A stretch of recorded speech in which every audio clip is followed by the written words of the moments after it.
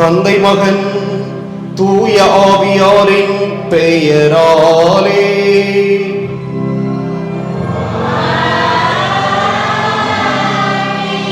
நம் ஆண்டவராகிய இயேசு கிறிஸ்துவின் அருளும் கடவுளின் அன்பும் தூய ஆவியாரின் நட்புறவும் உங்கள் அனைவரோடும் இருப்பதாக.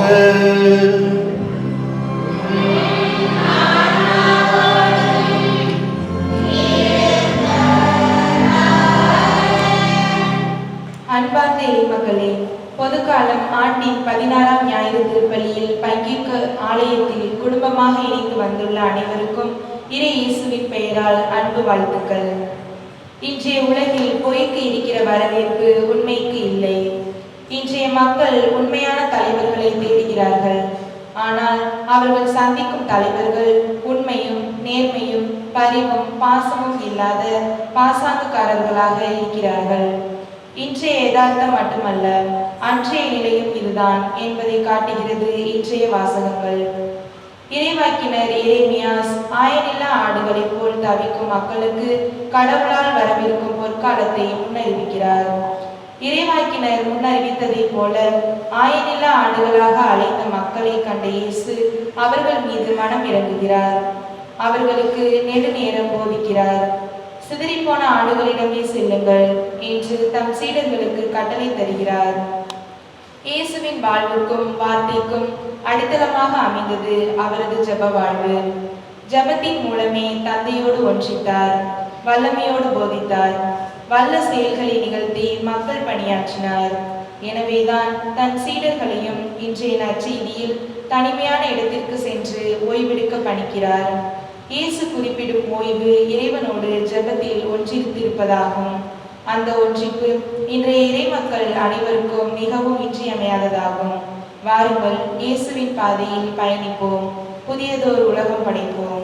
அன்புமிக்க சகோதர சகோதரிகளே, நம் திருமுழுக்கு நினைவாக நம்மீது தெளிக்கப்படும் தமது படைப்பாகிய இத்தண்ணீரை புனிதப்படுத்தி அருளுமாறு நம் கடவுளாகிய ஆண்டவரை கெஞ்சி மன்றாடுவோமாக. அவரே நமக்கு உதவி அளித்து நாம் பெற்றுக்கொண்ட தூய ஆவிக்கு உண்மை உள்ளவர்களாய் நிலைத்திருக்க அருள்வாராக. என்றென்றும் உள்ள எல்லாம் வல்ல இறைவா, வாழ்வின் ஊற்றும் தூய்மையின் தொடக்கமுமான தண்ணீரின் வழியாக மக்கள் புனிதம் அடைந்து நிலை வாழ்வின் கொடையை பெற வேண்டும் என்று திருவுளமானீர். இத்தண்ணீரை புனிதப்படுத்தியருள உம்மை வேண்டுகிறோம். ஆண்டவரே, உமது நாளாகிய இன்று உமது அருள்காவலை பெற விரும்புகிறோம். வாழ்வழிக்கும் உமது அருளின் ஊற்றினை எம்மில் புதுப்பித்தருளும். இத்தண்ணீரினால் எங்கள் உள்ளத்தையும் உடலையும் தீமை அனைத்திலிருந்தும் காத்தருள்வீராக. இவ்வாறு நாங்கள் தூய இதயத்துடன் உம்மை அணுகி வரவும் உமது மீட்பை பெற்றுக்கொள்ளவும் தகுதி பெறுவோமாக. எங்கள் ஆண்டவராகிய கிறிஸ்து வழியாக உம்மை மன்றாடுகின்றோம். எல்லாம் வல்ல இறைவா, தண்ணீர் வளம் பெற அதில் உப்பிட வேண்டும் என்று இறைவாக்கினர் எலிசா வழியாக கற்பித்தீர். உமது படைப்பு பொருளாகிய இந்த உப்பை பரிவிரக்கத்துடன் புனிதப்படுத்தியருள உம்மை தாழ்மையுடன் வேண்டுகிறோம். ஆண்டவரே, உப்பு கலந்த தண்ணீர் தெளிக்கப்படும் இடமெல்லாம் தீயோனின் தாக்குதல் அனைத்தும் தோல்வியுறச் செய்வீராக. உம் தூய ஆவியார் உடனிருந்து எங்களை இடையராது காத்தருள்வாராக. எங்கள் ஆண்டவராகிய கிறிஸ்து வழியாக உம்மை மன்றாடுகின்றோம்.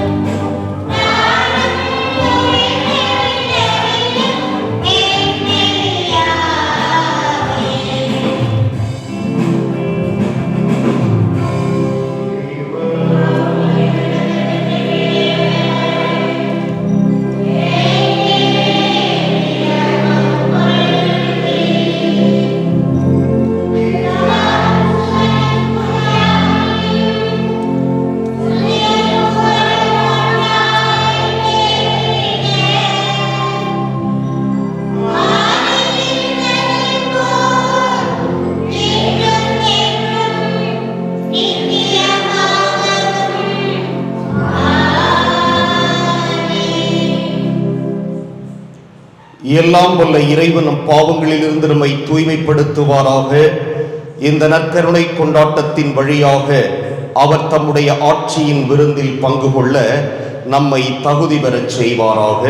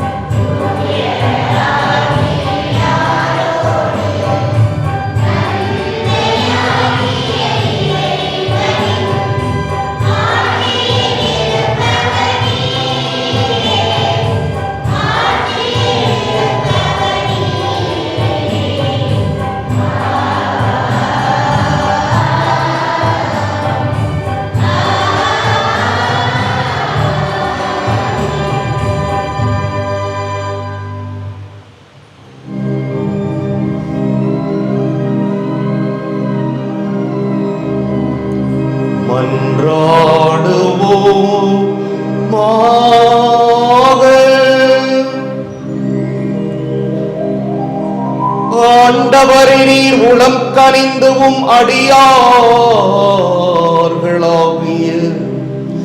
எங்களில் அருள் கொடைகளை பெருக செய்தருளும்.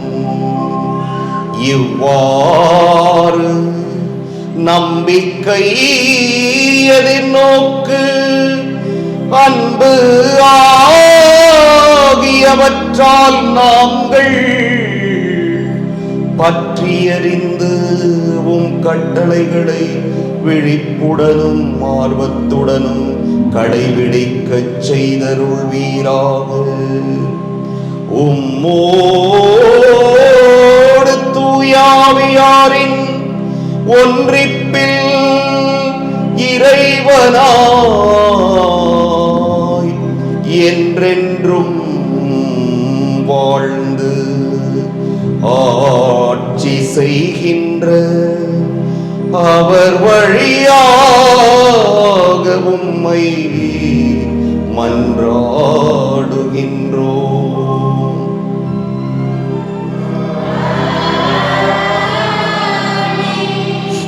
இறைவாக்கினர் எரேமியா வாழ்ந்த காலத்தில் தலைவர்கள் தங்கள் மக்களை சரியான முறையில் பராமரிக்கவில்லை. மாறாக சிதறடித்து பேணி காக்க மறந்த இஸ்ரேல் மக்களிடம் இறைவாக்கினர் எரேமியா வழியாக, என் நாடுகளை அழித்து சிதறடிக்கும் மேய்ப்பவர்களுக்கு ஐயோ கேடு என்கிறார். ஆடுகளை பேணி காக்க நல்ல ஆயனாக இருப்பேன் என்கிறார் ஆண்டவர். நீதியையும் நேர்மையையும் நிலைநாட்ட வாக்குறுதி அளிக்கும் முதல் வாசகத்திற்கு செவிமடுப்போம். முதல் வாசகம்.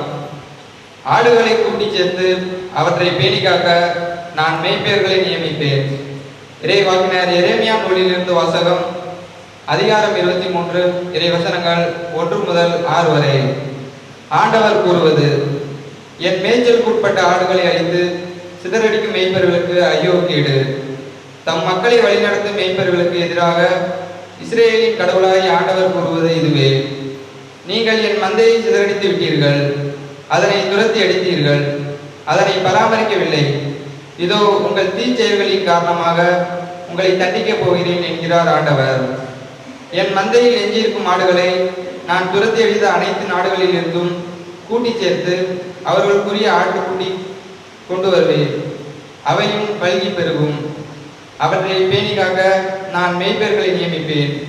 இனி அவை அச்சமுறா, திகிலுறா, காணாமலும் போக என்கிறார் ஆண்டவர். ஆண்டவர் கூறுவது: இதோ நாள்கள் வருகின்றன, அப்போது நான் தாவீதுக்கு ஒரு நீதியுள்ள தளிர் தோன்றச் செய்வேன். அவர் அரசராய் ஆட்சி செலுத்துவார். அவர் ஞானமுடன் செயல்படுவார். அவர் நாட்டில் நீதியையும் நேர்மையையும் நிலைநாட்டுவார். அவர் தம் நாள்களில் யூதா விடுதலை பெறும், இஸ்ரேல் பாதுகாப்புடன் வாழும். யாவே சிற்கேனோ, ஆண்டவரே நமது நீதி என்னும் பெயரால் இந்நகர் அழைக்கப்படும். இது ஆண்டவர் வழங்கும் அருள்வாக்கு.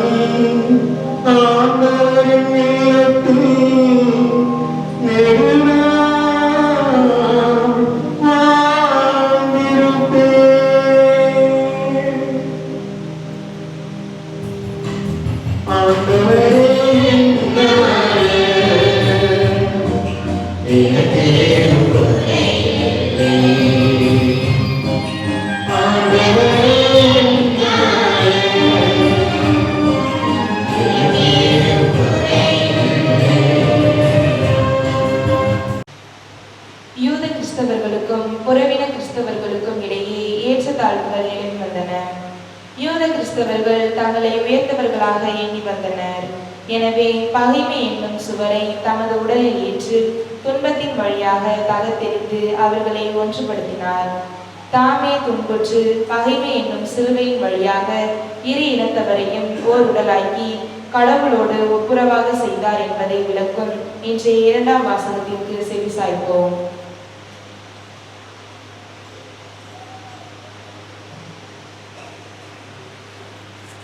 இரண்டாம் வாசகம். இயேசுவே நமக்கு அமைதி அருள்பவர்.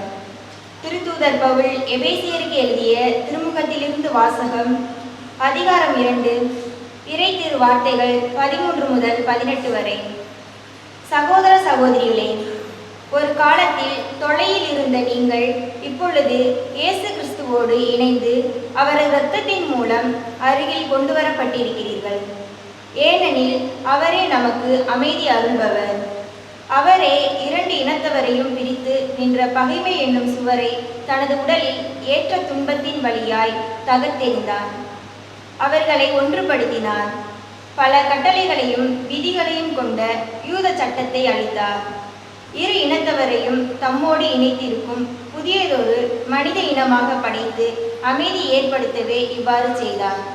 தாமே துன்புற்று பகைமையை அளித்தார். சிலுவையின் வழியாக இரு இனத்தவரையும் ஓருடலாக்கி கடவுளோடு ஒப்புரவாக இப்படி செய்தார். அவர் வந்து தொலையில் இருந்த உங்களுக்கும் அருகில் இருந்த அவர்களுக்கும் அமைதியை நற்செய்தியாக அறிவித்தார். அவர் வழியாக இரு இனத்தவராகிய நாம் ஒரே தூய ஆவி மூலம் நம் தந்தையை அணுகும் பேறு பெற்றிருக்கிறோம். இது ஆண்டவர் வழங்கும் அருள்வாக்கு.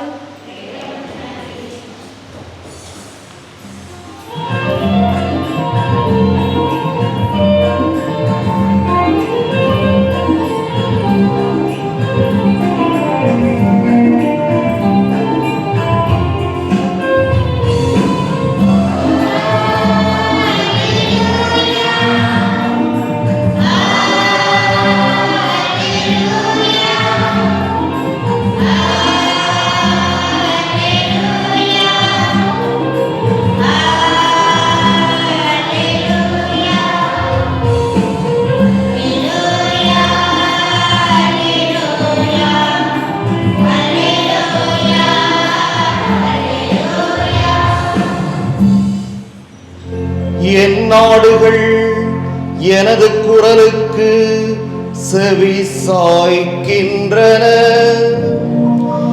எனக்கும் அவற்றை தெரியும், அவையும் என்னை பின்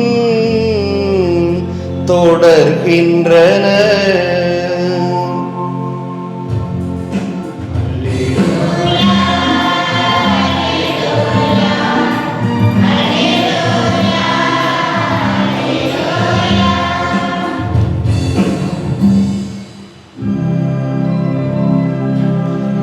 ஆண்டவர் உங்களோடு இருப்பாராக.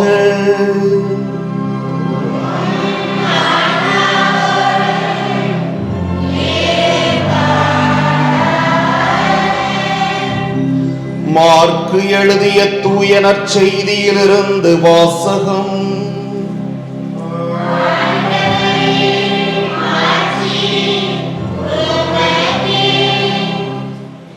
அதிகாரம் 6, இறைவாக்குகள் 30 தொடக்கம் 34 இறுதியாக. அக்காலத்தில் திருத்தூதர்கள் இயேசுவிடம் வந்து கூடி தாங்கள் செய்தவை கற்பித்தவை எல்லாம் அவருக்கு தெரிவித்தார்கள். அவர் அவர்களிடம், நீங்கள் பாலை நிலத்தில் உள்ள தனிமையான ஓர் இடத்திற்கு சென்று சற்று ஓய்வெடுங்கள் என்றார். ஏனெனில் பலர் வருவதும் போவதுமாய் இருந்ததால் உண்பதற்கு கூட அவர்களுக்கு நேரம் கிடைக்கவில்லை. அவ்வாறே அவர்கள் படகேறி பாலை நிலத்தில் உள்ள தனிமையான ஓர் இடத்திற்கு சென்றார்கள். அவர்கள் புறப்பட்டு போவதை மக்கள் பார்த்தார்கள். பலர் அவர்களை இன்னார் என்று தெரிந்து கொண்டு எல்லா நகர்களிலிருந்தும் கால்நடையாகவே கூட்டமாய் ஓடி அவர்களுக்கு முன் அங்கு வந்து சேர்ந்தனர். அவர் கரையில் இறங்கிய போது பெருந்திரளான மக்களை கண்டார். அவர்கள் ஆயரில்லா ஆடுகளைப் போல் இருந்ததால் அவர்கள் மீது பரிவு கொண்டு அவர்களுக்கு பலவற்றை கற்பித்தார். ஆண்டவரின் அருள்வாக்கு.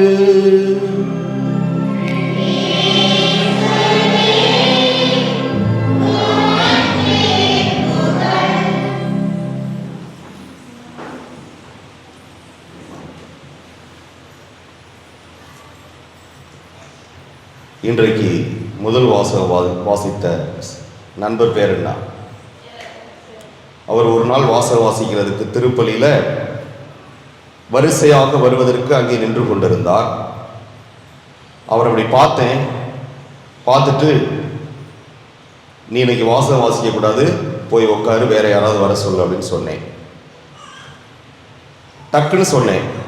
அவன் ஒண்ணுமே கோச்சிக்கல, போயிட்டான். அப்புறம் இன்னொருத்தர் வந்து வாசிட்டாங்க. நீ ஏன்னு கேட்கலாம். ஏன்னா அவர் வெட்டியிருந்த முடி அப்படி. ஏன்னா அவரு இந்த பருப்பு சட்டி மாதிரி தலையில கவுத்த மாதிரி வெட்டியிருந்தார். அதனால வேண்டாம், வேற யாராவது வாசிக்கட்டும் அப்படின்னு சொன்னேன். ரொம்ப பெருந்தன்மையா போயிட்டான். இப்போ கோவம்லாம் படலை. ஏன்னா அவருக்கு புரிஞ்சு போச்சு. இதை எதற்காக சொல்லுகிறேன் என்றால், இந்த ஆலயம் என்பது கடவுளின் இல்லம், இறை இல்லம், இயேசுவின் இல்லம். இங்க ஒரு வழிபாடு என்றால் அதனுடைய மையம் இயேசுவாகத்தான் இருக்க வேண்டும். இங்க இருக்கிறாரே, அவர் தான் சென்டர் ஆஃப் அட்ராக்ஷன். இவரை தவிர வேறு எதுவும் மக்கள் கவனத்தை ஈர்க்கும் வகையில் இருந்தால் அது தகர்க்கப்பட வேண்டும் என்பது திரு அவையினுடைய வழிபாட்டு முறைகளிலே குறிக்கப்பட்டிருக்கின்றன. ஒருவேளை வாசகம் வாச்சதை எல்லாரும் எல்லாம் ரொம்ப அழகா வெட்டியிருக்கான்னு ஒரு பேர் சொல்லுவாங்க. ஒரு சில பேர் என்ன முடி வெட்டியிருக்கா அப்படின்னு சொல்லுவாங்க. இது மாதிரி அவங்களுடைய கவனம் வாசிக்கிற வாசகத்தில் இருக்காது, அவரில் இருக்கும், ஆண்டவருடைய வார்த்தையில் இருக்காது. அதுபோல ஒரு சில பெண்கள் உடை அணிந்து வருவார்கள், லெக்கிங்ஸ் போட்டுட்டு, படு கேவலமா இருக்கும். நல்ல வேளை இங்கெல்லாம் அந்த மாதிரி அவ்வளவா இல்லை. நீ பூசை 8:30 மணிக்கு 8:20 வந்தா கூட நீ போ, வேற யாராவது வச்சு வாசிச்சுக்கிறேன் அப்படின்னு சொல்லிட்டு அனுப்பிச்சு விட்டுருவேன். ஸ்லீவ்லெஸ் போட்டு வர்றது, அப்புறம் கொசுவலை மாதிரி ஒன்று போட்டு வர்றது. அதுவும் வாசகம் வாசிக்க வரும்போது, பீடத்தில் ஏற வரும்போது நமக்கு ஒரு பொது அறிவு இருக்க வேண்டும். நாம் எங்கே செல்ல போகிறோம், எந்த இடத்திலே என்ன பணியை செய்ய போகிறோம். இவ்வாறு செய்கின்ற பொழுது நாம் வாசிக்கின்ற வார்த்தையை மக்கள் கேட்பார்களா அல்லது நம்மை பார்த்து ரசிப்பார்களா என்றெல்லாம் யோசிக்க வேண்டும். எனவே வெளிநாட்டிலெல்லாம் பார்த்தா யாரு வாசகம் வாசித்தாலும் அவங்களுக்கு இப்போ நாங்கள் உடுப்பு போட்டிருக்க மாதிரி ஒரு உடுப்பு அவங்களுக்குன்னு இருக்கு. அது என்ன அவங்க கலர் ட்ரெஸ் பண்ணிட்டு இருந்தாலும் தெரியாது. ஆனால் நம்ம இங்கே அப்படி செய்யறது கிடையாது. இதெல்லாம் நான் எதற்காக சொல்லுகிறேன் என்றால், ஒரு வழிபாட்டிலே அதனுடைய மையமாக இயேசு கிறிஸ்து இருக்க வேண்டும். வாசிக்கின்ற வாசகர்களோ பாடுகின்ற பாடகர்களோ அல்லது மற்றவர்களோ யாருமே இங்க சென்டர் ஆஃப் அட்ராக்ஷன் கிடையாது, இயேசுவை தவிர. அப்ப இயேசு திருப்பலி முடிந்து செல்லுகின்ற பொழுது நம்முடைய ஆயன் நம் ஆண்டவர் இயேசு கிறிஸ்துவை மனதில் சுமந்து செல்ல வேண்டும், உள்ளத்தில் சுமந்து செல்ல வேண்டும். அவர் என்ன வார்த்தையை நமக்கு இன்று கொடுத்தார் என்கிற ஒரு சிந்தனையிலே மக்கள் செல்ல வேண்டும் என்றால், இது போன்ற சிந்தனைகளை திசை திருப்புகின்ற காரணிகளை, சில செயல்பாடுகளை நாம் முற்றிலும் அகற்ற வேண்டும். ஆமா, நீட்டா வரணும், அதுல மாற்றம் அல்ல. கண்டிப்பா ஆலயத்திற்கு வருகின்ற பொழுது அதற்குரிய மரியாதையோடு நல்ல நீட்டா ட்ரெஸ் பண்ணி அருமையா வரணும். துவைத்து நல்ல உடையை உடுத்தி வர வேண்டும், அழுக்கான உடைகளை உடுத்தி வரக்கூடாது, அது ஓகே. ஆனால் முகம் சுளிக்கும் அளவிற்கு நம்முடைய செயல்பாடுகள் இருந்தால் இயேசுவை நாம் மையப்படுத்தாமல் நம்மை நாம் மையப்படுத்துகிறோம். பார்க்கிறவங்க நம்மளை புகழணும், பார்க்கிறவங்க நம்மளை என்ன கலர் ட்ரெஸ் போட்டு வந்திருக்கா பாரு, அவங்க ஹேர் ஸ்டைல் பாரு, எப்படி அழகா இருக்கு பாரு. இதுவல்ல நாம் இங்கே கொடுக்கின்ற பாடம். இங்கிருந்து போகின்றவை ஆண்டவருடைய வார்த்தையாக இருக்க வேண்டும், அவருடைய ஆசீர்வாதங்களாக இருக்க வேண்டும். எனவேதான் ஆலயத்திற்கு வருகின்ற பொழுது அதற்கென்று உரிய அட்டையர் என்று சொல்லுவார்கள். நம்முடைய சொல், செயல், உடை, நாகரிகம் இது எல்லாமே இதற்கு ஏற்ற வகையிலே இருக்க வேண்டும். இது இல்லை என்றால் கவனம் சிதறும். அது போன்றுதான் முதல் வாசகத்திலே பார்க்கிறோம். அங்கு அந்த மேய்ப்பர்கள் அழகா சொல்றார், நீங்கள் என்னுடைய மந்தையை சிதறடிக்கிறீர்கள் என்று ஆண்டவர் சொல்லுகிறார். யார் வழியாக சொல்லுகிறார்? இறைவாக்கினர் வழியாக சொல்லுகிறார். என்னுடைய மந்தையை நீங்கள் சிதறடிக்கிறீர்கள். காரணம் என்ன? உங்களுடைய விருப்பத்தை கடவுளுடைய விருப்பமாக மக்களிடம் திணிக்கிறீர்கள். உங்களுக்கு பிடித்தவற்றை கடவுளுடைய விருப்பம் என்று நீங்கள் திணிக்கிறீர்கள். அதுவல்ல. எனவே நீங்கள் அவ்வாறு செய்கின்ற பொழுது நீங்கள் செய்கின்ற தவற்றை உணர்ந்தவர்கள் உங்களுக்கு எதிராக செல்வார்கள். அங்கே பிளவு ஏற்படும். எனவே உங்களுடைய விருப்ப வெறுப்புகளை நீங்கள் மையப்படுத்தாமல் ஆண்டவருடைய மதிப்பீடுகளை மையப்படுத்துங்கள் என்று அவர் சொல்லாமல் இப்படி சொல்லுகிறார், நீங்கள் மந்தையை சிதறடிக்கிறீர்கள், உங்களை நான் அழித்து ஒழிப்பேன் என்று சொல்லுகிறார். முதல் வாசகத்தினுடைய கடைசி பகுதியிலே தளிர், உங்களுக்கு நான் ஏற்கனவே பல தடவை சொல்லியிருக்கேன், தளிர் ஈசாய் குலத்திலிருந்து ஒரு தளிர் துளிர் விடும் என்று. அந்த தளிர் யார் என்று கேட்டிருக்க, நீங்க பதில் சொல்லியிருக்கீங்க. என்ன பதில் அது? இயேசு கிறிஸ்து. சத்தம் அதிகமாக வந்திருந்தா சந்தோஷமா இருக்கும். அப்போ உங்க ஒருத்த மட்டும் தான் கவனிக்கிறாங்களா திருப்பலியிலன்னு ஒரு கேள்வி வருது. அதுக்குத்தான் சொல்லும் வார்த்தை, ஆண்டவருடைய வார்த்தை மையமாக இருக்க வேண்டும். உங்களுடைய சிந்தனை வேறு எங்கும் செல்லக்கூடாது.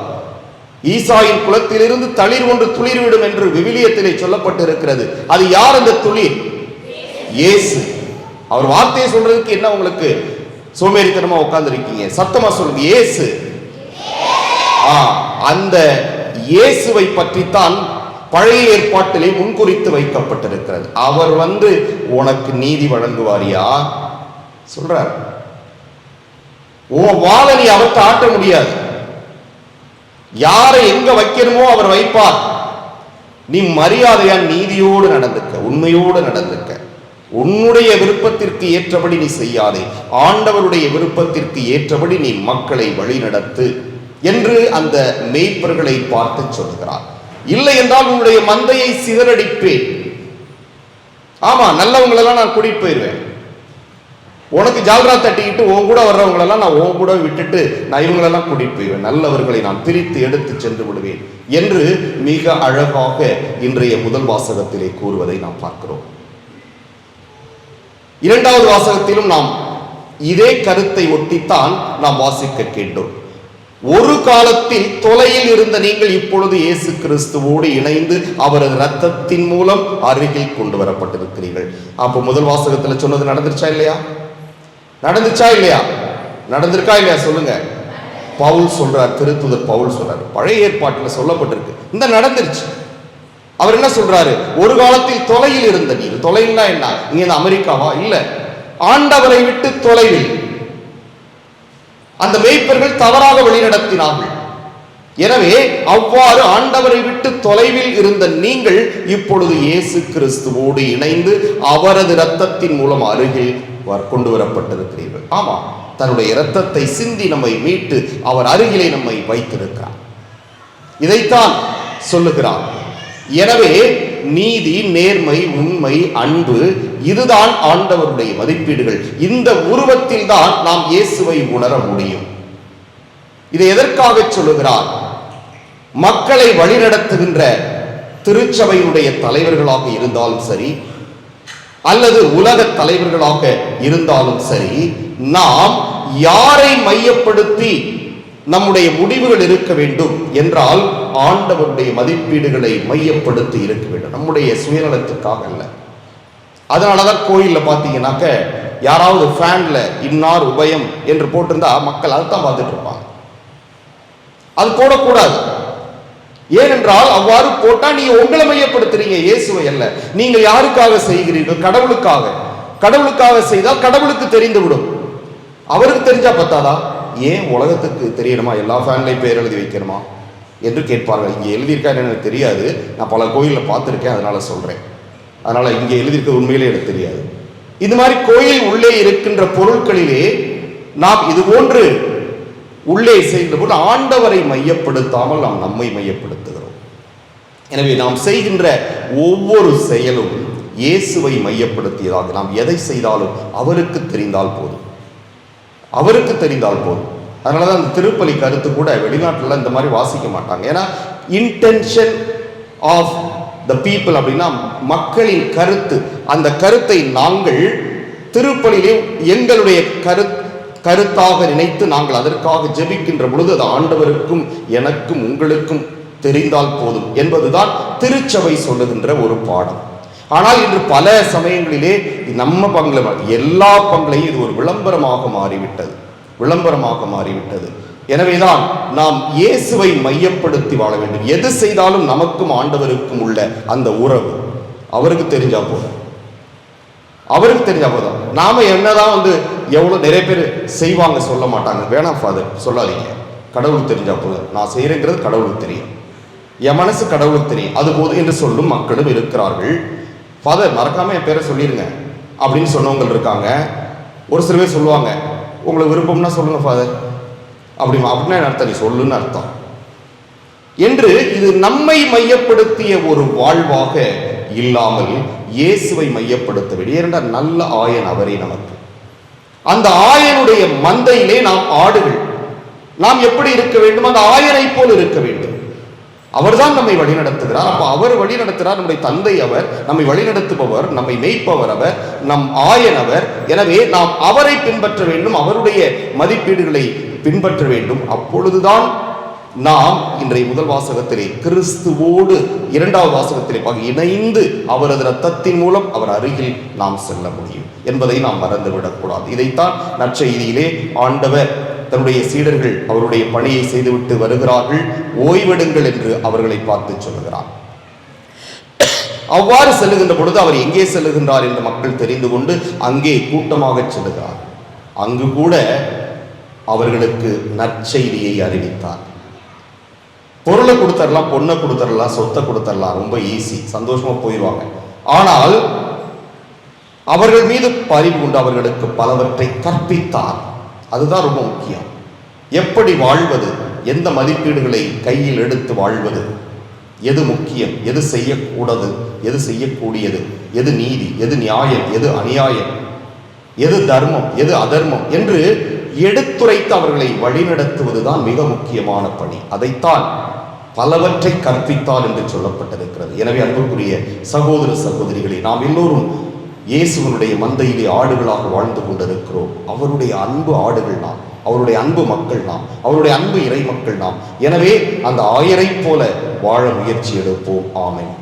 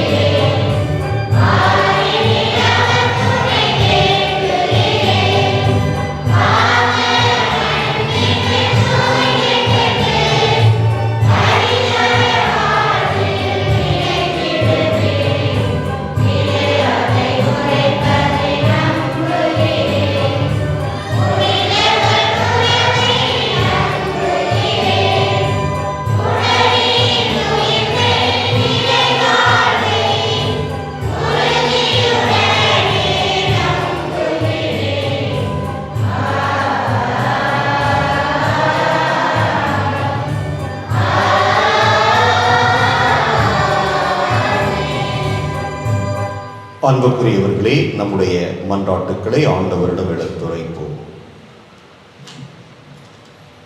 அன்பின் இறைவா, உம் அன்பு குழந்தைகளாகிய திரு அவையின் திருத்தந்தை, ஆயர்கள், துறவரத்தார் மற்றும் பொதுநிலையினர் அனைவரும் இயேசுவின் அன்பு கட்டளையின் பொருளுணர்ந்து அவரின் அன்பில் இறுதி வரை நிலைத்து நின்று பிறரை அன்பு செய்து வாழும் வரத்தை பொழியுமாறு இறைவா உம்மை மன்றாடுகின்றோம். அமைதியின் இறைவா, இவ்வுலகில் அமைதி ஆட்சி செய்ய வேண்டுமெனில் ஆட்சியில் இருப்போர் அமைதி பெற வேண்டும். அமைதியின் சக்தியை உணரும் அறிவுத்திறன் பெற வேண்டும்.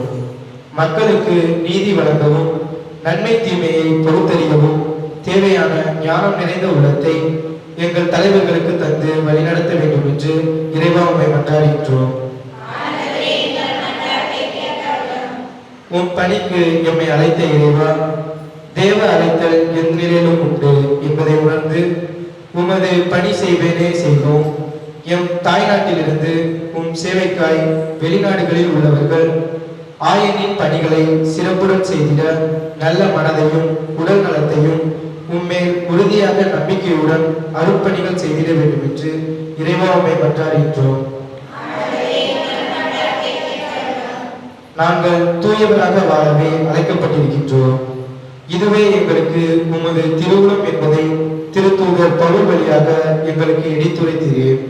நாங்கள் தூயவராக வாழ்ந்து உமது திருவுளத்தை நிறைவேற்ற எங்களுக்கு தூயதோர் உள்ளத்தை பெற ஆவியாரின் கொடைகளை பொழிய வேண்டும் என்று இறைவா உம்மை மன்றாடுகின்றோம். நம்முடைய தனிப்பட்ட தேவைகளை அமைதியாக ஆண்டவரிடம் எடுத்துரைப்போம்.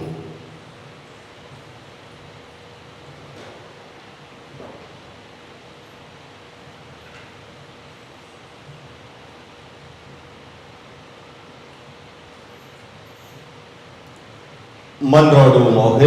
எங்கள் புகலிடமும் பலவுமாக இறைவா, எங்களிடம் இறை உணர்வை தூண்டி எழுப்புகிறவர் நீரே. உம்முடைய மக்களின் உருக்கமான இந்த மன்றாட்டுக்களை ஏற்று நிறைவு செய்ய வேண்டும் என்று எங்கள் ஆண்டவர் கிறிஸ்து வழியாக மன்றாடுகின்றோம்.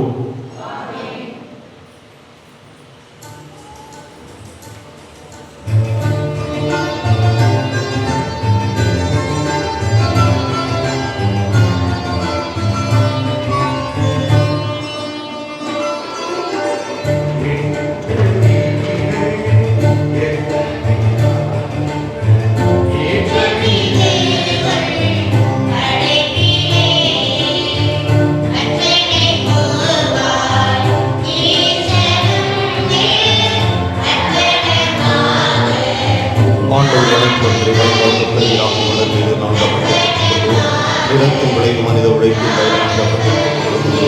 எங்களுக்கு வாழ்க்கைக்கும் அப்பமாக மாறும் இறைவனுக்கு வாழ்க்கை தருவாராக.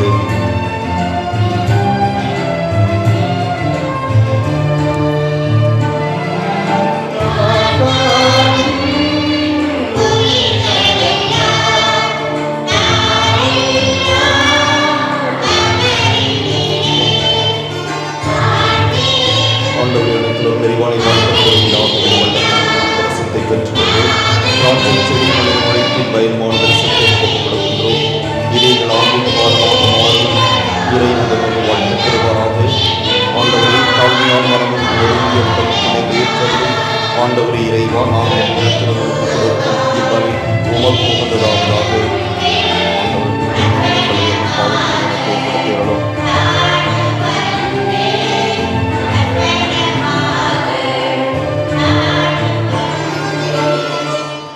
சகோதர சகோதரிகளே, என்னுடையதும் உங்களுடையதுமான இவ்வலி எல்லாம் வல்ல தந்தையாக இறைவனுக்கு ஏற்றதாகும்படி மன்றாடுங்கள்.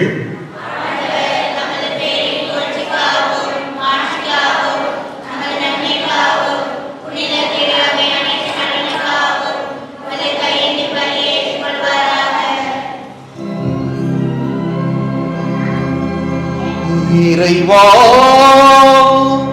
பழைய ஏற்பாட்டு பல்வேறு பலிகள் உம் திருமகனின் நிறைவான ஒரே பலியில் முழுமை பெற செய்தி. ஆபேலின் காணிக்கைகள் மீது ஆசி வழங்கி புனிதப்படுத்தியது போல உமது மாட்சியின் மேன்மைக்காக இறைப்பற்றுள்ளவும் அடியார்கள் ஒவ்வொருவரும் செலுத்தும் பலியை ஏற்று அது அனைவரின் மீட்புக்கும் பயன்படச் செய்தருள்வீராக. எங்கள் ஆண்டவராகிய கிறிஸ்து வழியாக உம்மை மன்றாடுகின்றோம்.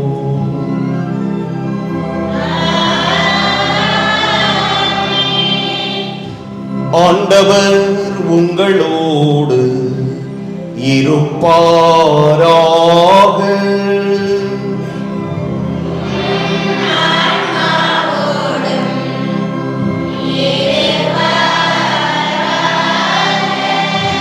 இதயங்களை மேலே எழுப்புங்கள்.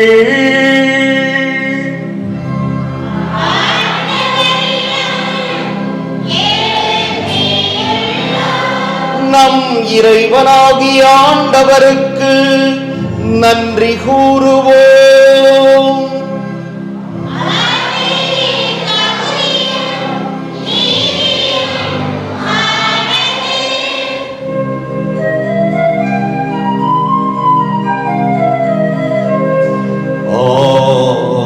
ஆண்டவரே, தூயவரான தந்தையே, என்றும் உள்ள எல்லாம் வல்ல இறைவா,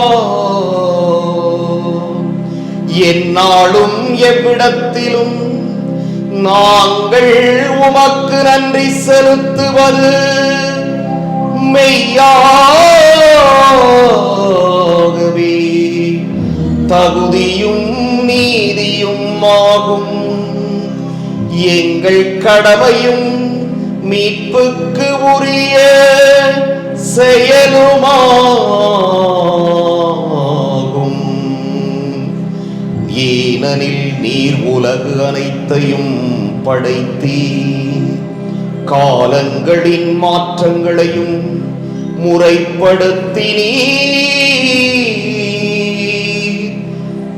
உமது சாயலில் மனிதரை உருவாக்கினீர். இவ்வுலகின் வியத்தகு பொருள்கள் எல்லாவற்றையும் அவர்களுக்கு பணிய வைத்தீர். இவ்வாறு அவர்கள் உமது படைப்புகள் அனைத்தின் மீதும் பதிலாளர்களாக ஆட்சி செலுத்தவும் உம் செயல்களின் மேன்மையை கண்டு உம்மை இடையராது புகழ்ந்தேத்தவும் எங்கள் ஆண்டவராகிய கிறிஸ்து வழியாக செய்தருளினீர். ஆகவே நாங்கள் வானதூதர் அனைவரோடும் சேர்ந்து உம்மை புகழ்ந்தேத்தி அக்களித்து கொண்டாடி ஆர்ப்பரித்து பாடுவதாவது: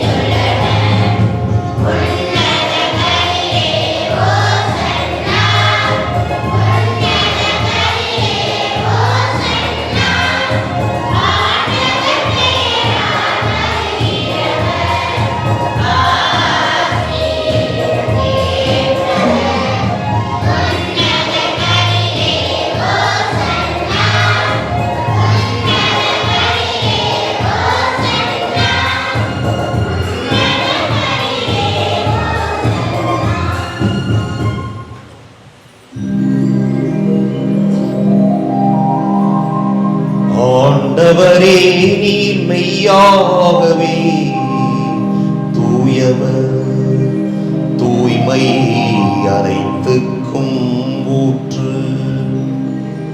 ஆகவே உம்முடைய ஆவியை பொழிந்து இக்காணிக்கைகளை தூய்மைப்படுத்த உம்மை வேண்டுகிறோம். இவ்வாறு எங்கள் ஆண்டவர் இயேசு கிறிஸ்துவின்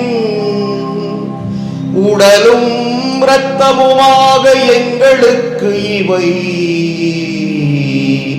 மாறுவனவாக. அவர் பாடுபட உளம் கனிந்து தம்மை கையளித்த போது அப்பத்தை எடுத்து நன்றி செலுத்தி அதை பிட்டு தம் சீடர்களுக்கு அளித்து கூறியதாவது, அனைவரும் இதிலிருந்து பெற்று உண்ணுங்கள், ஏனெனில் இது உங்களுக்காக கையளிக்கப்படும் என் உடல்.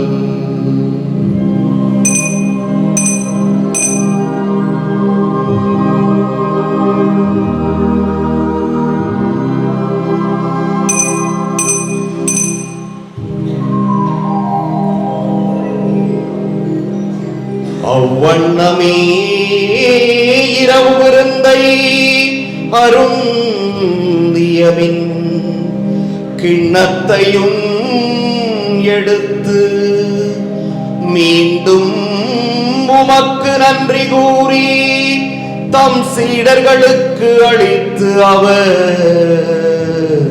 கூறியதாவது,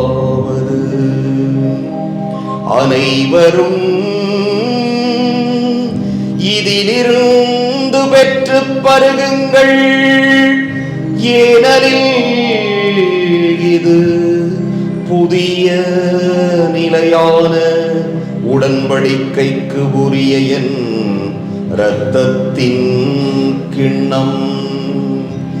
இது பாவ மன்னிப்புக்கென்று உங்களுக்காகவும் பலருக்காகவும் சிந்தப்படும். இதை என் நினைவாக செய்யுங்கள்.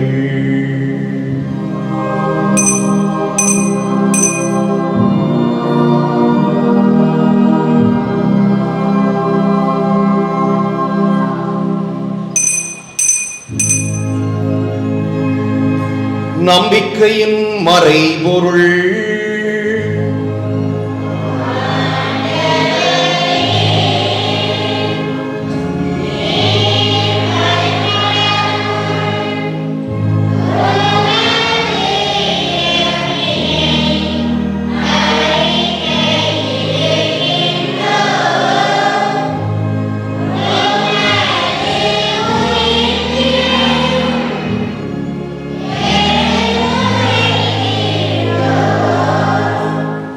ஆகவே ஆண்டவரே, நாங்கள் கிறிஸ்துவின் இறப்பினையும் உயிர்ப்பினையும் நினைவு கூர்ந்து வாழ்வு தரும் அப்பத்தையும் மீட்பளிக்கும் கிண்ணத்தையும் உமக்கு ஒப்புக் கொடுக்கின்றோம்.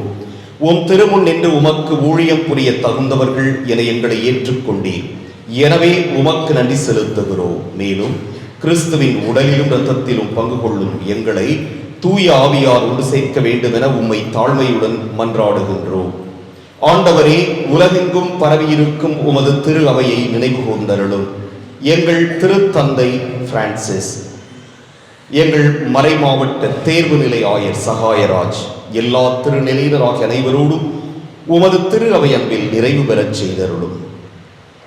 மேலும் உயிர்த்தெழும் எதிர்நோக்குடன் துயில் கொள்ளும் எங்கள் சகோதரர் சகோதரிகளையும் இறந்தோர் அனைவரையும் இரக்கத்துடன் நினைவு கூர்ந்து உமது திருமுக ஒளியினுள் ஏற்றருளும். எங்கள் அனைவர் மீதும் இரக்கமாயிரும்.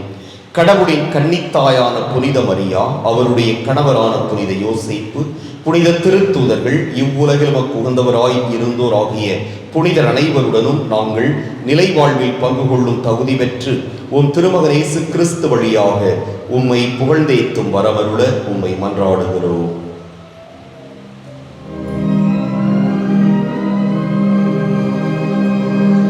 இவர் வழியாக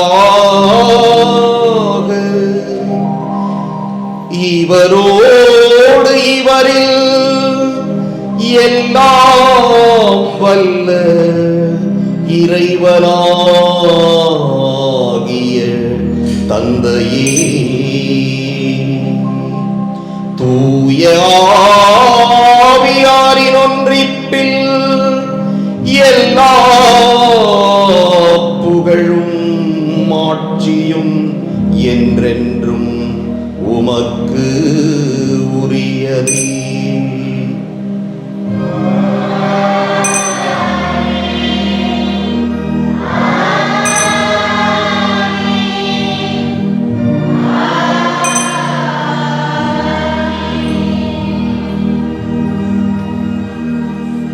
மீட்பரின் கட்டளையால் கற்பிக்கப்பட்டு இறைபடைப்பினையால் பயிற்சி பெற்ற நாம் துணிந்து பாடுவோம்.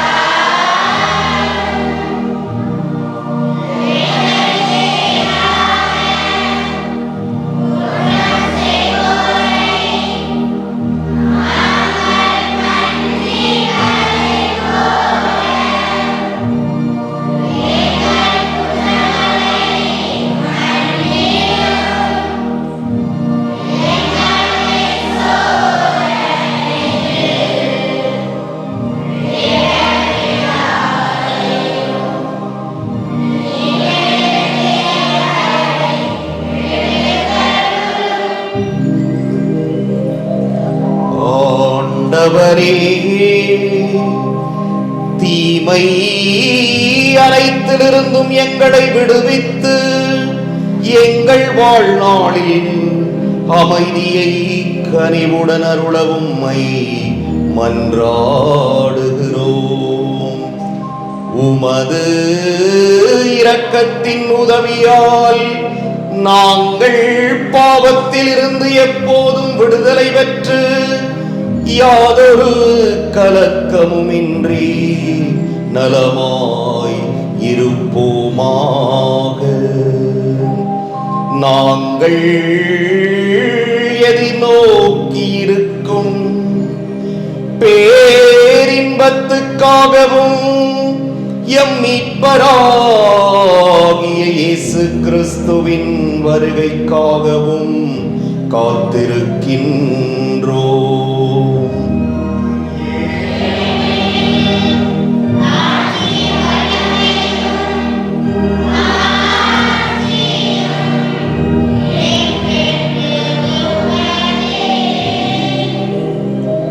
ஆண்டவரே இயேசு கிறிஸ்துவே, அமைதியை உங்களுக்கு விட்டுச் செல்கிறேன், என் அமைதியையே உங்களுக்கு அளிக்கின்றேன் என்று உம் திருத்தூதர்களுக்கு மொழிந்தீரே.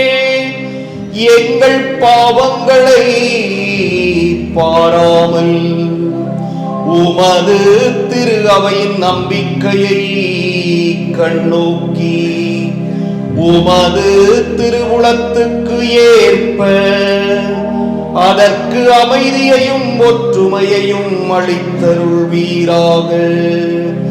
என்றென்றும் வாழ்ந்து ஆட்சி செய்கின்றவர் நீரே.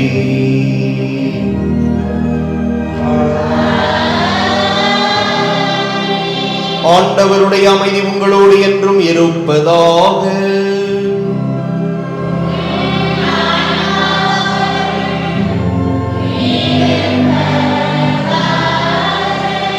ஒருவருக்கொருவர் அமைதியை பகிர்ந்து கொள்வோம்.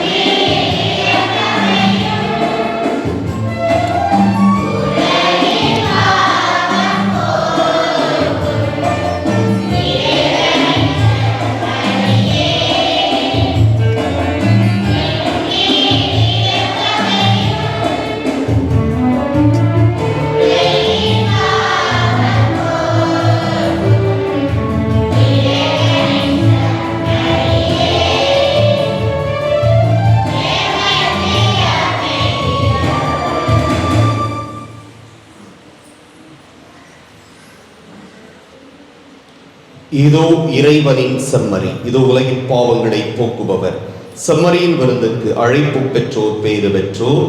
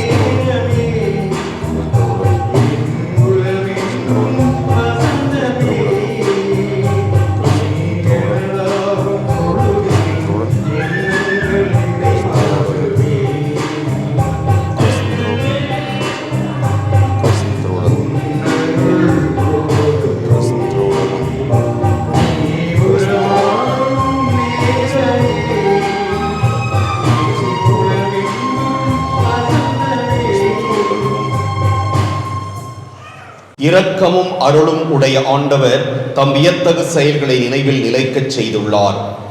அவர் தமக்கு அஞ்சி நடப்போருக்கு உணவு அளித்தார்.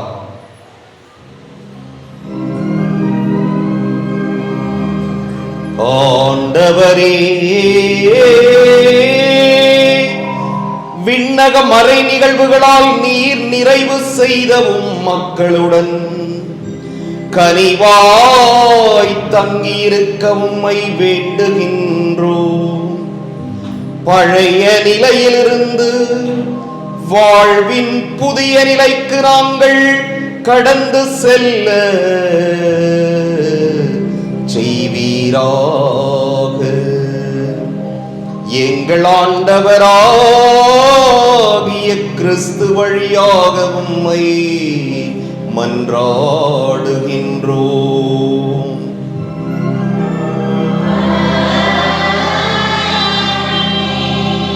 ஆண்டவர் உங்களோடு இருப்பாராக.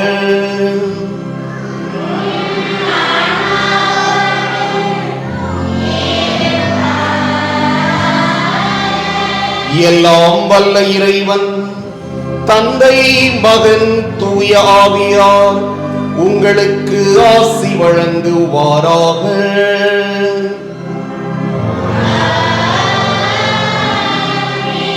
சென்று வருவோம். திருப்பலி நிறைவேறிற்று.